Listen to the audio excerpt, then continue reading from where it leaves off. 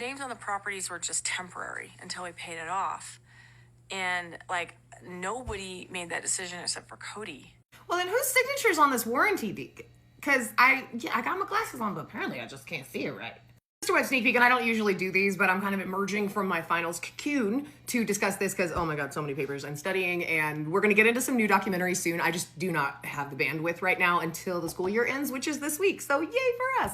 But the claim is that they found out from Kody, they had no idea, so nobody signed any paperwork to get themselves on these properties, even though we've got this. There's also a bunch of these that are from 2018, again, Robyn, so it's the same signature. And these are actually saying that the other properties that her name are not on are the sole and separate property of the spouse and that she has no interest in those. So clearly we were there for some kind of signature process. Just so we're clear, this means that from the beginning, the very first, she did know about that enough to where she signed legal documentation to that effect. Then when Christine left, she also signed that document. So it's reasonable to believe that she did understand what was happening and probably why. I don't know if eventually putting her name on the properties would make these null and void or if there's a way to do that. Danielle, the SC Realtor, tagging you in. This is your department. She doesn't trust me because she would screw me if she could. That's what I believe. Okay, and I'll be honest, I've thought about screwing her. Okay, so I'm being honest, but I won't. My wife with a conscience won't let me. Trust me, sir, no one wants to do that with you. And I mean that on several levels with many different meetings. Absolutely. So this is the old setup. This is what Coyote Pass used to look like. I've been covering this a long time, so I just went back in my photo. And this was before Christine left. Now, this is how Coyote Pass sits as of today. Robyn and Kody own 52%, 57% of the money. Then you've got Meri. Then you've got Janelle. Meri has the smallest portion, which she does point out that they have the monopoly on the land, right? Then add in Robyn going, well, I never signed a thing. Go to the beginning of the video. And Kody going, well, I wanted to screw her, but I didn't.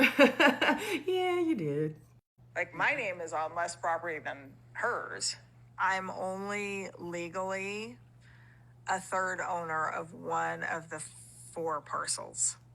So I own the least amount of property. I don't understand why the property got divided the way that it did. I was not involved in that process. I was just told about it after the fact. I don't know why it was changed around. Well, he just admitted it. That's exactly what he's doing. Every joke with this kind of person is actually an admittance of guilt, right? Or them saying exactly what they think and going, So obviously Kody and Robyn are making financial moves. This is not going to end well. And there was actually a scene from Real Housewives this week where Sutton sits Kyle down and she's like, girl, the man you married is not the man you divorced. Get an attorney. And yes.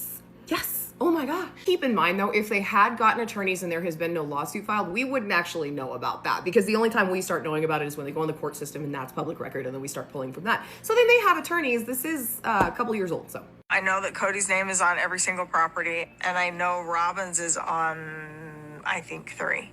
So they own the monopoly. And I hope that they will be fair, and I hope that they will be honest, and I hope that it doesn't get ugly.